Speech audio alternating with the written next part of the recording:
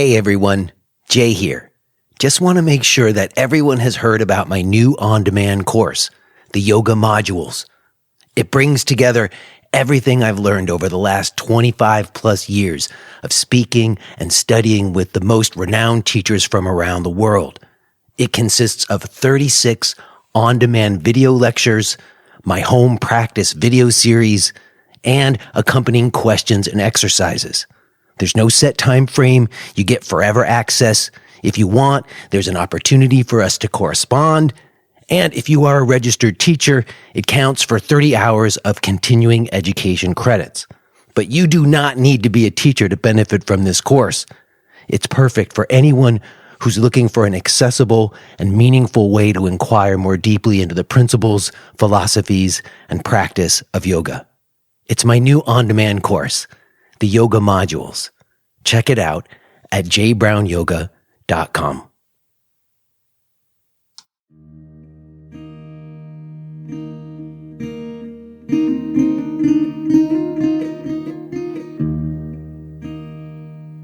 All right, here we are. This is Jay Brown Yoga Talks podcast. My name is Jay Brown. Welcome to you, whoever you are. How are you doing in this moment? What's your pain level like? I gotta say, mine's not so good. I had a major pain flare-up this week, and it kind of came out of nowhere. I've been doing good if you've been around listening. You know, I did all those episodes with the physical therapists, and I got the MRIs done, and I got a handle on a few things, and then I switched to the barefoot shoes, and really my pain levels were way down. I was feeling pretty good about some new things I had added to like my movement diet, and this felt like I was on top of stuff. And then pretty much out of nowhere, almost like catching a cold, I get this major pain flare up, and it's not a new pain. I know this pain. I experienced this pain before in the past, but it's been a long time. Like this particular pain, I don't remember having in the last 7 years. There was definitely a time while I was doing this show in 2016, in the early days, I remember I had these very specific memories of recording these in-person episodes and having this like massive pain. and here I am sitting here with that same exact pain 7 years later. And there's nothing that I did to make it happen. It's not like I strained myself physically or did anything that would have aggravated that I can think of. And as I've been contemplating what I think is going on, which I don't know. See, that's a thing. You heard me saying that recently too, that I feel like the compass isn't working. I don't know which direction I'm going in. And you see, that's where there is a connection between now and 7 years ago, that in many ways, there's something very similar about the life situation I was finding myself in back then and now. They're not the same, they're different, but there's this similar thread, and the state I'm in and sort of like the relationship to the uncertainty before me is similar. Like I've fallen back into a groove in my consciousness that was deeply grooved years and years ago, but I haven't been there. You know, I have other grooves that I've been able to keep myself on, but for some reason now this has come up again. And part of it, I just think, is something that happens every year for me, where like this time of year in February, everything that my body is telling me is that I should be resting. I shouldn't be doing as much as I'm doing. But you don't really get to take time off in the way, you know, I can't just like take a couple months off. And you know what I do, like teaching and doing this show, these are all things that are very fulfilling for me. And I very much enjoy the work that I do. And I have like a reasonable schedule. Like I'm reasonably good in terms of doing time management. But even with that, certain times of the year, like this time of the year, it feels like I should be doing less and not putting so much on my system to forever be producing like this. But what am I going to do? I know what I'm going to do. I'm going to find ways to address this pain as best as I can. And that would include some physical stuff. Although, I don't really know that there's some specific strengthening I should be doing or some specific ball work or release work. Like in many ways, when I have this pain, me trying to intervene is not ever really helped in the past. And, recently I was having an exchange with, Peter Blackaby. Maybe Peter's listening to this. I've mentioned this before, but I was sharing with him some feelings I was having around the use of physical interventions, whether that's yoga asana or like other kinds of strength training, load-bearing exercises and whatnot that I've been doing. And how much of that is doing what I think it's doing. Like I have an idea in my mind that doing these goblet squats are strengthening these muscles around my spine and giving me more stability, but I don't know if that's what's really happening. That's an idea I have in my mind. And when something like this happens and this pain comes out of nowhere, and I know that I didn't do anything to my body that would have brought this about. It sort of goes to what Peter was suggesting. He was sharing with me that he's been working with some people who have chronic pain, and he was thinking of pain as almost like an emotion. And I think that's it. I think it's much more like a biopsychosocial, spiritual patterning or state. And addressing that is not as simple as targeting some particular muscle groups or doing some particular breathing exercises with the idea in my mind that I'm going to regulate my vagal tone or what, like the idea that I hold in it makes all the difference in a way. And speaking of the ideas we hold and how they shape our perceptions of things and the manifestations of those perceptions into our physical realities, my guest today is Ryan Kurczak. Ryan is the host of the Kriya Yoga Podcast, and we have been in touch since I had David McGrath on not too long ago. Ryan, like David, was a student of Roy Eugene Davis, and it's just so wonderful for me to get an opportunity to completely nerd out on yoga philosophy.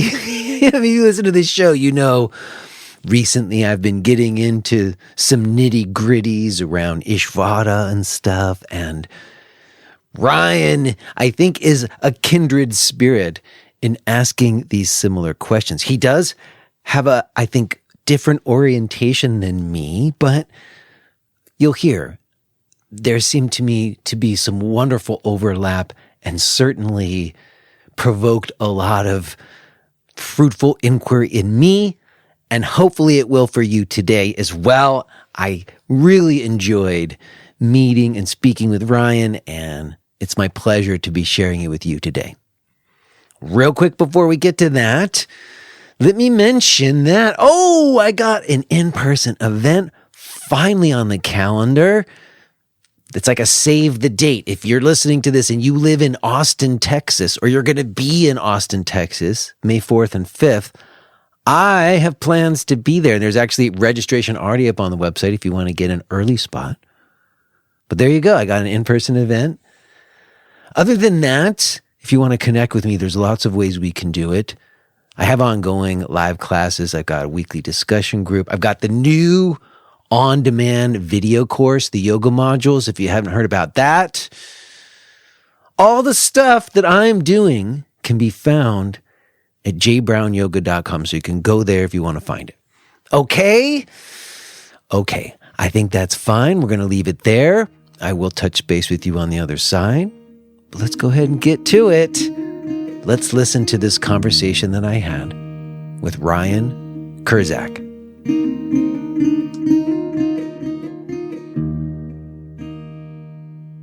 Hello? Hello there. Hi, Ryan. Hi. Nice to meet you.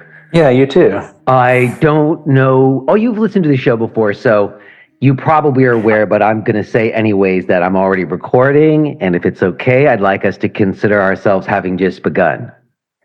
Yes, I know we're all live and ready to go. Beautiful. I know you can appreciate these things. You're a podcaster as well, and I find that the first moments when I first jump on with someone, I kind of want to capture those and have them be part of the show. So I appreciate you being on board. Yeah, no problem. And I also just want to shout out David McGrath, who is the person who sort of brings us together. I know that you're somebody who, I don't know how to say it right, you teach within the lineage, or someone who considers yourself a representative of the Kriya Yoga tradition. And go ahead. What would you say? How would you articulate yourself in terms of Kriya Yoga, and like, how do you identify if you're like at a party? Someone says, "Oh, what do you do?" What do you say to them? Yeah, well, I basically tell people that I'm a Kriya Yoga teacher. When I was ordained and authorized to teach, our teacher, both David and mine, Roy Eugene Davis, we were ordained as representatives of the Kriya Yoga tradition, but we serve as teachers. I see. And I suppose I'm curious about the relationship between that kind of identification and the institution of what I believe is the Self-Realization Fellowship. And I talked to David a little bit about this, and it seems like Roy was somebody like other people I've spoken to even, who met these people like Yogananda, or people I know who met certain yoga teachers or gurus at like an earlier time. And then these institutions form around the teachings over time, and it kind of scales and gets much bigger. And David did talk about how Roy, he had a friendly relationship, but he was a little bit apart. And I saw you specifically use the word independent, I think, representative on your website. So I guess I'm just curious, what was your understanding of Roy's relationship to that institution as it came about, and what's your relationship to it?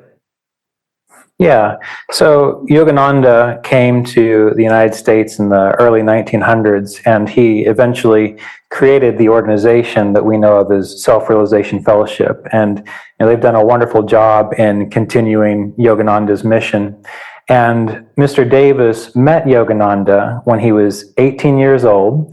I know you talked about this already in David's podcast, so people can go back and listen to that. But Roy traveled from Ohio, eventually making it to California, and he met Yogananda on Christmas Eve, and Yogananda accepted him as a monastic in the Order of Self-Realization Fellowship. And during that time, Roy would meet with Yogananda regularly, and eventually Yogananda ordained Mr. Davis to teach as well. And so this happened late 40s, early 50s, and there were a few other students of Yogananda's who also had the permission from Yogananda to teach. But like you said, things happened. Mr. Davis had decided that, he had been a farm boy his entire life, and then he ended up becoming a monastic for 4 years, and he felt like he needed a little more worldly experience. So he had discussed with James Lynn, who had become president after Yogananda, this opportunity. And Mr. Davis essentially left the monastic order, and he volunteered to go into the military, but in the medical corps, he was just taking people's blood and these sorts of things. And the idea was that once he completed his service, then he would set up a meditation group, a meditation center. But during that time, James Lynn had passed. So Yogananda had passed, James Lynn had passed, and then there was a board in place, many of which who did not even know Mr. Davis. And so once he got back in contact with them to begin this, they sent him a letter saying, well, we're not going to do that. Yeah, the boards voted against it. Yes, or whatever, right?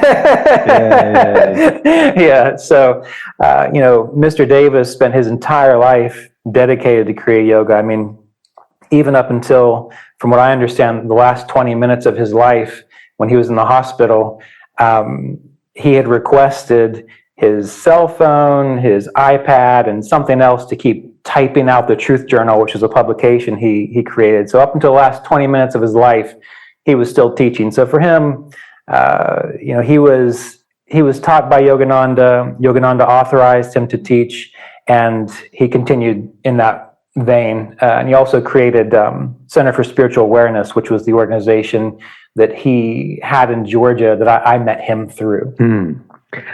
I mean, that's sort of a perfect example of how this has gone in a lot of the traditions, out of a lot of these teachers, where the institution sort of takes on a life of its own over time, and at a certain point no longer has the same connection to its roots.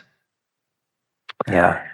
Well, they do their best. Yeah, no, again, I'm not trying to knock. I should clarify. I'm not trying to knock the institutions always, but they do have their kind of, there's ramifications to that, to when it scales and gets bigger, like en masse, as opposed to more of a one-to-one direct transmission or something.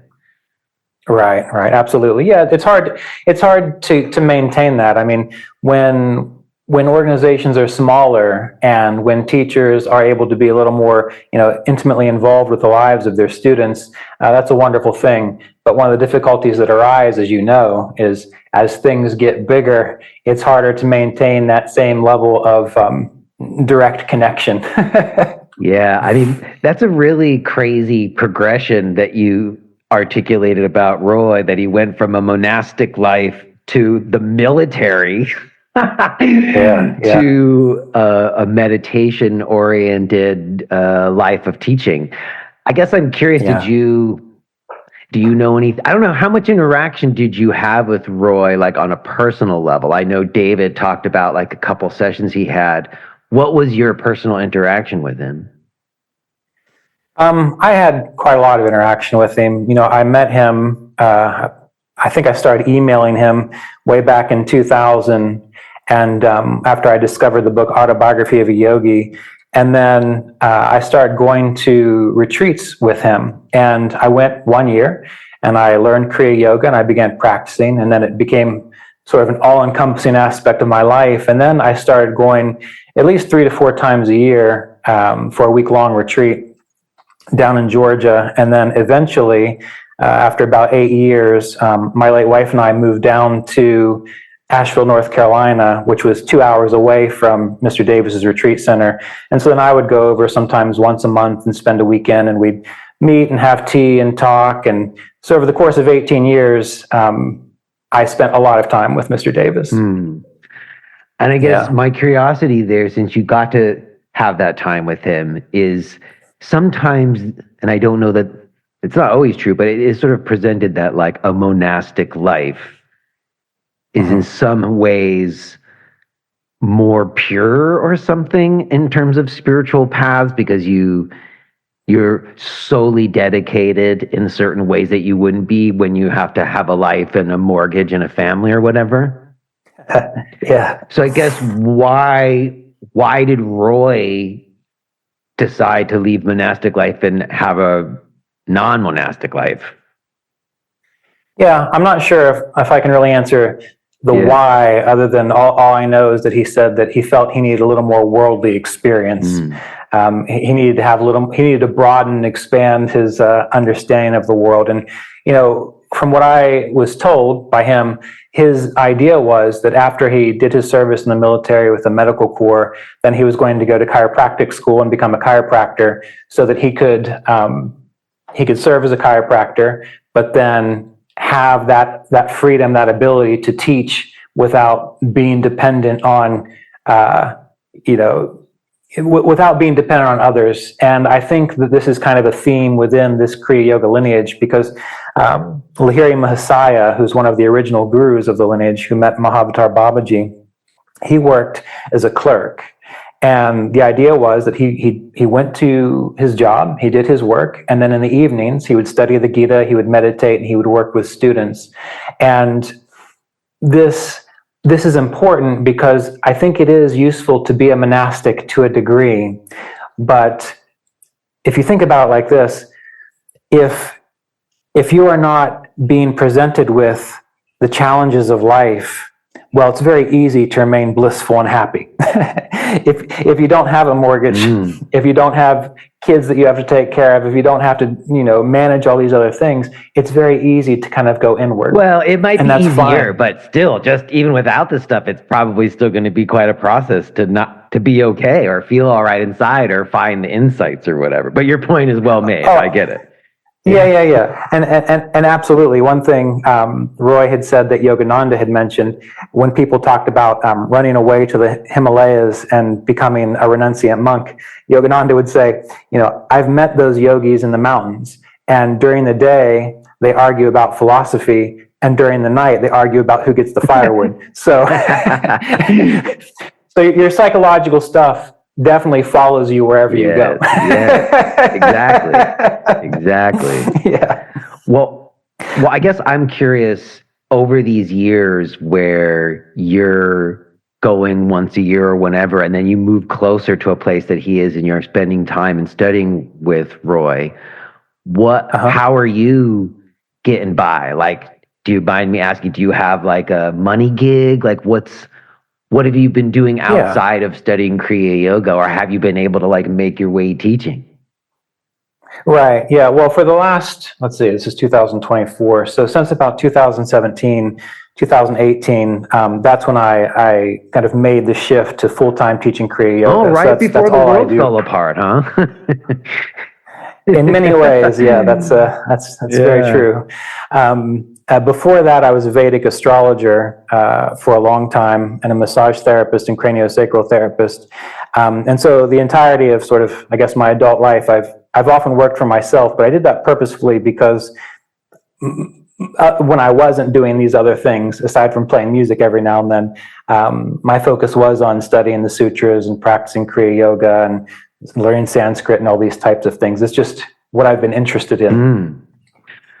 So that is intriguing. Also, that you did Vedic astrology. I have a question about that.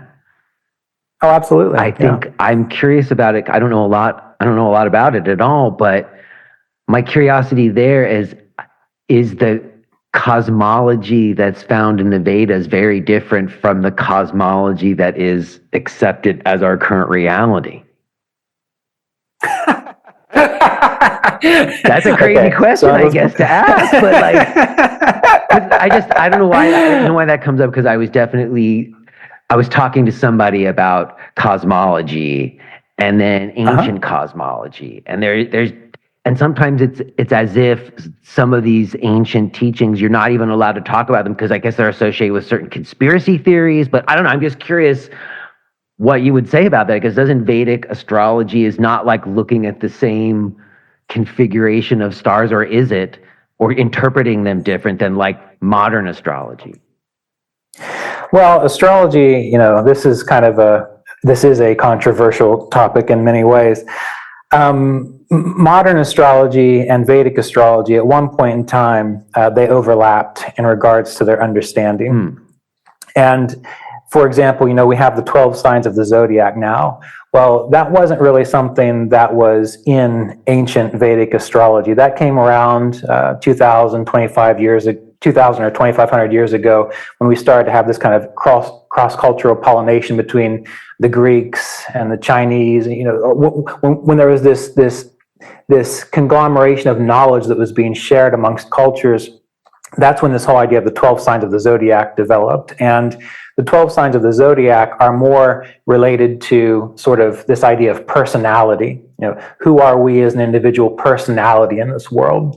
And Vedic astrology, at least what I consider to be the old way of doing it way back, wasn't so concerned about the personality. It was more about remaining in harmony with the cosmos. And so they had a 27 or 28 sign, you could call it a zodiac, I suppose, that was related to the moon and the moon phases. and you used it not so that you could say, when am I going to meet my soulmate? You used it to take action in relationship to the cosmos as to when things would be most supportive. So when is it a good time to get married so that there is the most beneficial, auspicious influence to supporting that marriage? Well, ancient Vedic astrology had the ritual and the timing for that. When is it a good time to do a fire ceremony? Well, Vedic astrology had that. So I guess in regards to cosmologies or the way we see things, now I feel that astrology is a little more personality based. And that's okay, because it really helps us to understand who we are to a very deep level. But ancient Vedic astrology didn't really care so much about your personality. It was more about how can one live in harmony with the wholeness of life. Interesting. One other question I have about that, I was reading somewhere about there being different calendars. Is Vedic astrology on a different calendar, like a 13-month rather than 12-month calendar? Do you know anything about that? Yeah, I mean, so what astrology, or at least Vedic astrology, can use are these lunar signs called the nakshatras. And so when you do like a lunar year, well, there's 27 to 28 days that it takes the moon to go around the Earth, and so that will every now and then add a 13th period of time, I guess you could say. So Vedic astrology looks at things from the perspective of the sun as it seemingly goes around the Earth, but there are these finer divisions, and I suppose you could say it has a little bit different calendar in that regard. I see. That's the thing, though. The Earth revolves around, the sun revolves around the Earth. Yes, exactly. See, that's the controversy right there. Well, the thing is, Vedic astrologers knew that the Earth actually went around the sun, but from our perspective, when we're doing things like calendars, we use the seeming or the apparent motion, I suppose. I see. Well, I guess, so you have always been in kind of a more, whatever, alternative realm of profession even before you got into Kriya Yoga. Yeah, I've always been interested in the occult, and I think I heard you say "do what thou wilt" at some point in time in one of your podcast episodes, which made me laugh out loud. But I've always been interested in alternative ways of understanding, and fortunately, I found Kriya Yoga very early to save me a lot of the troubles. That's interesting. I mean, do you consider Kriya Yoga occult? I don't usually hear that word associated with yoga, but I could see how you could. Yeah, I do, because the occult is really just like a hidden way of understanding the world. And is it hidden in the sense of there must be this kind of secrecy around it, or is it hidden just because it's not so easy to perceive? And one of the things about yoga, and when I talk about yoga, and even though I'm a Kriya Yoga teacher, I personally feel that all authentic yoga traditions that cultivate meditative experiences, the experience of Samadhi, that it's all really one thing. And so, for example, when I talk about Kriya Yoga, I mean, that's my tradition, but really these days that's just a marketing thing. But yoga itself is for everyone. And all yoga eventually leads to understanding the fundamentals of life. And that's why all yoga really is a mystical path. And that's, I think, what makes it an occult path, because mysticism is not something that is readily or easily processed or understood by people who just really don't care about it, I suppose. Yeah, I guess that is pretty interesting, the idea of it being, certainly, I've always said it's sort of inherently subversive in certain regards, in terms of like the opening of awarenesses sometimes calls into question all kinds of, conventional norms and societal structures, potentially, so it can be pretty subversive. And I've often talked about even how sometimes when people talk about Samadhi as like a kind of goal for yoga, we've got to be really clear what we mean by that, because, like full dissolving of all boundaries can be a very destabilizing experience depending on the context and life situation someone's in when it happens, Absolutely. And that's why it's better to practice yoga than to just go eat a whole bunch of acid. That's true. That's a good point. Exactly. That's an example of it, although they're different. But I know what you mean exactly, that there's no way to kind of hold it. I guess right. I'm curious, just sort of finishing this bit about monastic life and regular life. I took note of something I heard in one of your podcast episodes when you talked about how Roy asked you to wear a suit and tie while you were teaching. That he wanted you to have a professional appearance. And it struck me because, it's funny, at some point I had my head shaved and then I got married and I kind of noticed the way people reacted or responded to me with a shaved head, and I didn't like that. And I didn't want to be set apart, so I kind of grew some hair and had like a pretty normal haircut for most of my adult life. Until like a year ago, I stopped cutting it. Now it's long for the first time ever. Well, that's better for your prana. Well, it feels like that. I like it, but at the same time, my wife likes it, which is probably more important.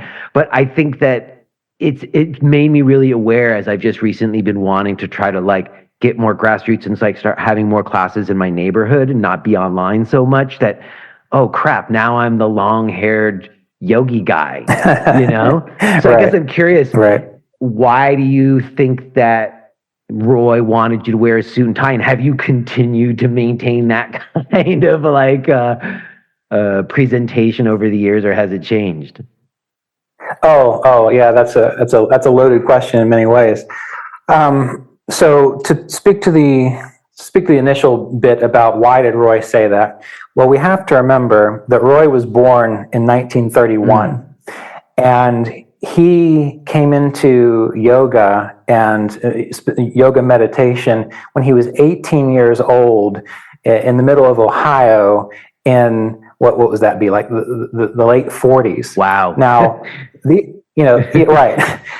These days, I live in the middle of West Virginia, which is very rural. Some people know about yoga, some people don't. But most everyone, even in these sort of rural areas, they have an idea of what meditation is. Now let's go back to like 1948, 1949, when Christianity dominated the United States. It was a very different time period. And as we saw through like the 60s and the 70s, what happened was yoga really started to take on this kind of counterculture energy or movement to it. And my experience with Mr. Davis was always this. He was not interested in an image of yoga. He was not interested in promoting like communities for the sake of saying, well, you feel different than everyone else. Well, let's have a community together where we can all feel different and feel like we belong. He was always fixated on, let's actually practice Kriya Yoga in its purest form. And so there's no pictures of Roy in any flashy asana anywhere?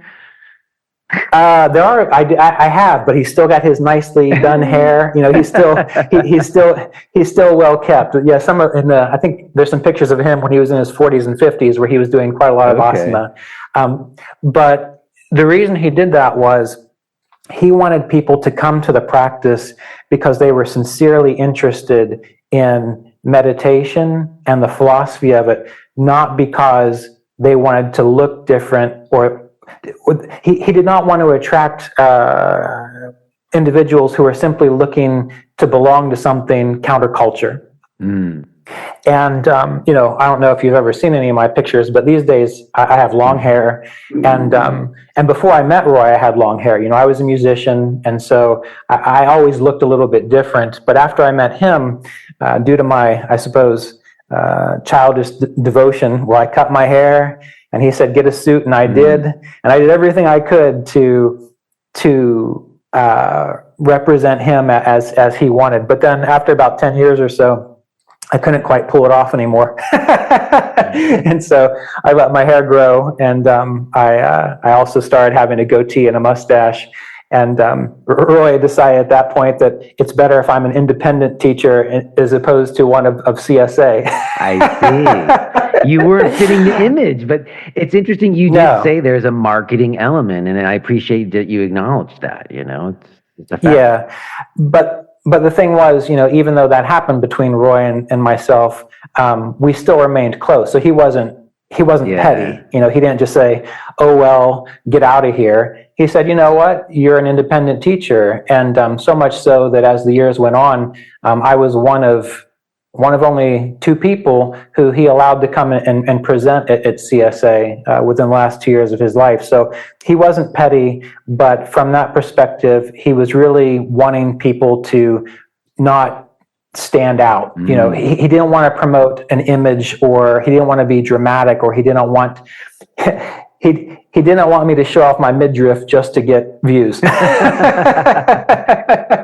Or he was conscious of the image that people and the associations people have with yoga. I just had a conversation last night with a group of yoga teachers about this, where someone was talking about she's later in her life and she's lonely and she's been trying to meet people and go to like some groups, like some book clubs or whatever, and try to meet new people.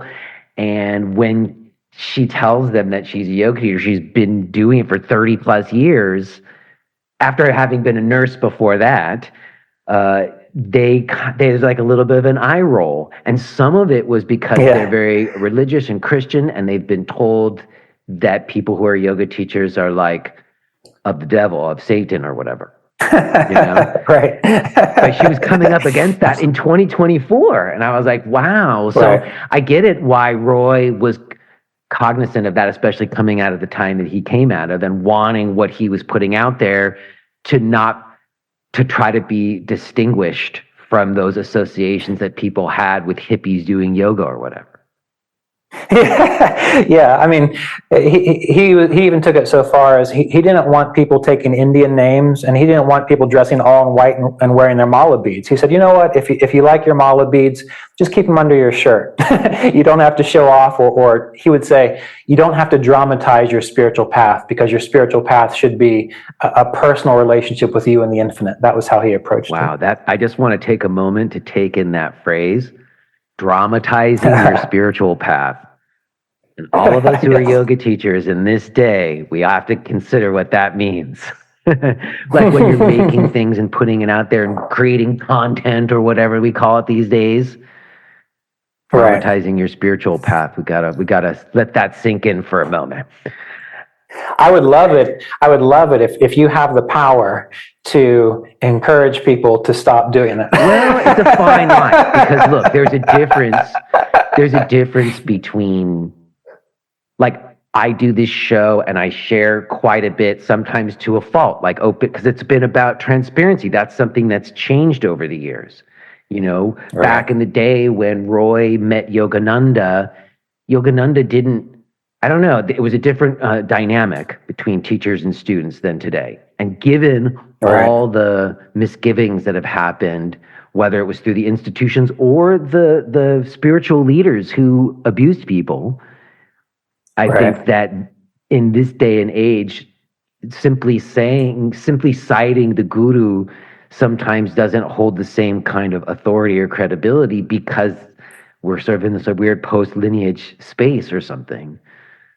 Yeah, that's great. Post-lineage space. That's a good term. Well, I like that. You don't see people just, like when I got to yoga in the early 90s, you just said who your teacher was, and that kind of said everything. Right. But now we have these long conversations, kind of, so we can be transparent about what we're doing and where it comes from, Because then it mitigates all of the misgivings that happen when you start dramatizing your spiritual path instead of actually like living it and sharing it. Exactly. Very good. Well, I guess, this kind of brings me to something that I felt like I could talk with you about. And I bring it up because it's really, I don't know, a continuing and almost pressing question for myself personally. And I did bring this up with David some, if I recall. And I was listening to some of your podcasts, and it was one of them that I felt was a good entrance point for us both on it. it was basically a conversation or a talk you were having about Ishvara, specifically Ishvara Pranidhana. And, I guess for myself, this is something that's really changed in me over the years. I think I used to hold a very Advaita position where the idea of Ishvara was much more of a universal intelligence or a certain universal wisdom that you could essentially tune into or something. And more, I've come to think of Ishvara as a creator. And I guess I've heard you speak about it, and you were even talking about exchanging Om for Ishvara. Right. And I guess I'm curious about, I don't know, I don't even know how to ask the question. Does aligning attention with Ishvara, that's a phrase I wrote down that you used, that Ishvara Pranidhana meant aligning attention with Ishvara rather than surrendering at the feet of the Lord, which is another translation I've heard for Ishvara Pranidhana, Yeah. And there's a difference. Do you think there's a difference between aligning your attention with something or surrendering at the feet of something? I think it depends on a person's, where they are in their path. I don't know what your early childhood was like, but I was raised Catholic. And my grandmother was a very devout Catholic. For many years, as I got into meditation, she was quite concerned until eventually on EWTN, the Catholic channel, they started actually using the word meditation. And so she became a little more open to it. And the reason I say it depends on where we are is because when I was younger, or maybe even when I think about my grandmother, her concept of divinity was able to be focused on this idea of Christ, God, very similar things that we find in the Catholic tradition. And for her, that was a point of contact with, I guess, what you could say is this larger reality, or this aspect of us which is beyond our capacity to conceive.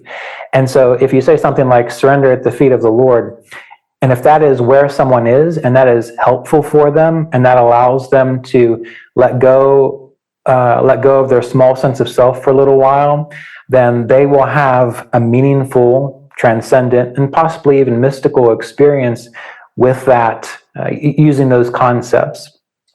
But as we get deeper into yoga, as we get more into, say, jnana yoga, the emphasis is on knowledge, on knowing, on having direct experience.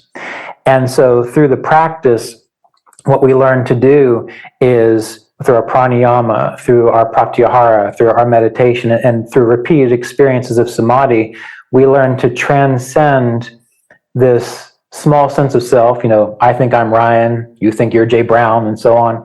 And we start to grasp, aspects of ourselves, which are, in a way, they're beyond comprehension, but they are experienceable. And so, like I had this idea of Ishvara for a long time, and I still do. It makes a lot of sense to me, of Ishvara being an infinite intelligence. I mean, really, people ask me about, why do you practice this stuff? What spiritual things have you seen? And I'm like, just walk outside. Yeah, I mean, just look at the way plants grow and hair grows and all of it. It's amazing. Yeah. Exactly. And so Ishvara can have that connotation. They say the Lord of the universe. Well, again, that's more of a traditional religious way of looking at it, but it's the intelligence principle of the universe. That's a concept that we have. And what we find, again, through the repeatable practice of experiencing samadhi, is we rise beyond, I think in Samkhya philosophy and other philosophies, there are these lokas, or these worlds. And there's one world which is the physical creation, the elements.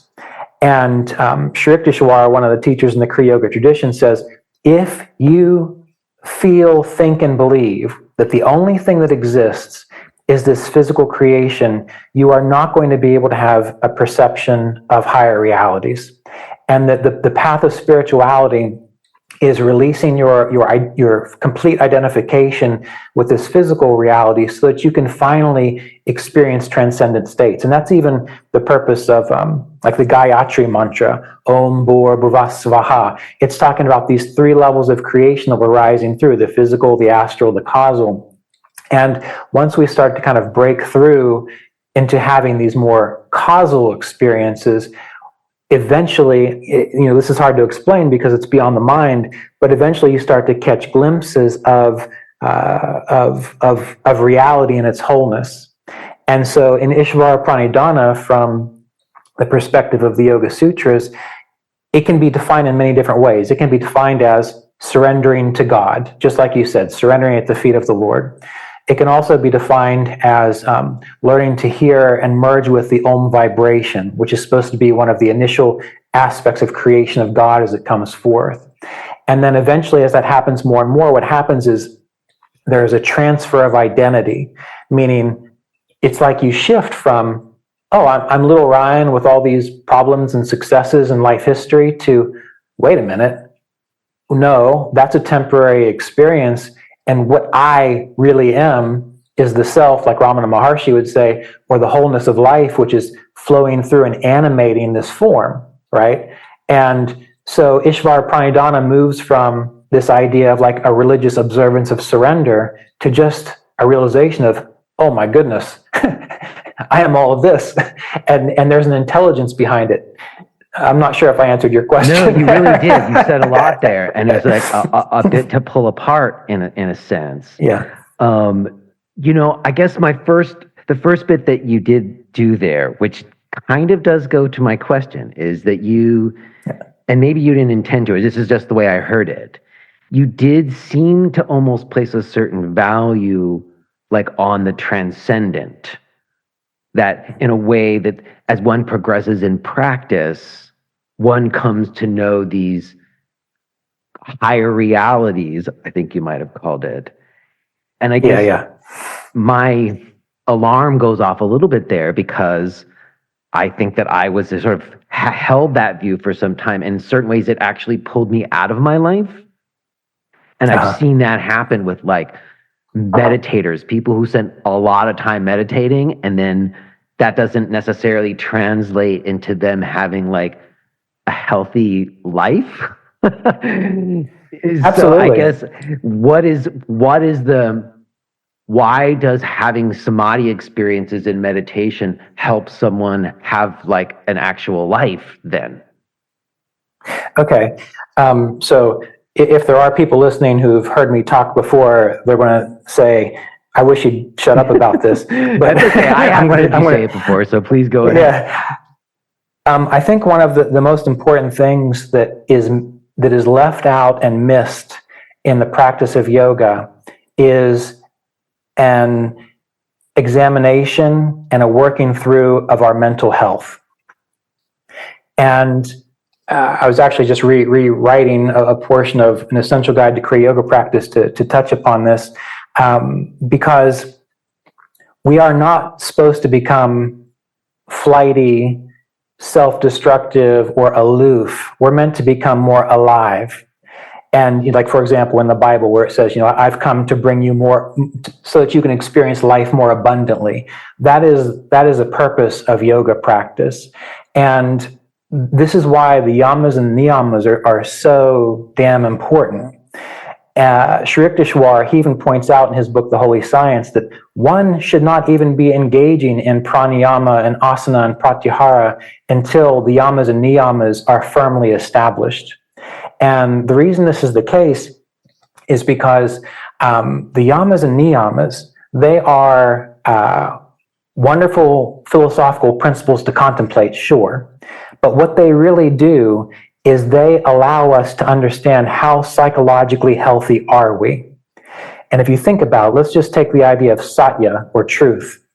Why do people lie? People lie, this is my understanding. People lie because they don't feel safe, because they have some kind of trauma or some kind of unresolved issue where they don't feel strong or feel like they have the capacity to stand firm in integrity and truth. Well, if you look at that and you ask yourself, well, what do I need to work on to work into that? That's going to automatically create greater psychological health and well-being. And this is going to be true across the board for all of the yamas and niyamas. And again, you interviewed David McGrath. His wonderful book, The Yogi's Way, dives into this beautifully, and he's a psychoanalyst, so he understands all of this. So if you develop a foundation in the yamas and niyamas, you are not going to go off into la la land. You are not going to quit being involved in life because you are taking that great vow. And that's what Patanjali says they are. They say the yamas and niyamas are the great vow of the yogi, and they are applicable despite time, place, or circumstance, which means you do them all the time, no matter what. And if you have a firm grounding in that, it doesn't matter how transcendent an experience you have, you will still be able to interact in this physical world, this physical creation, with authenticity, integrity, and psychological well-being. Well, I hear what you're saying, and I want to throw in, though, that I think yamas and niyamas, in the past when people have said that, like you have to have your yamas and non-yamas firmly established before you do your asana and pranayama, I remember being like, yeah, whatever. But now, I've been having a lot of conversations with people who do different like energy work and people who are exploring, moving beyond certain boundaries that a lot of people don't move beyond.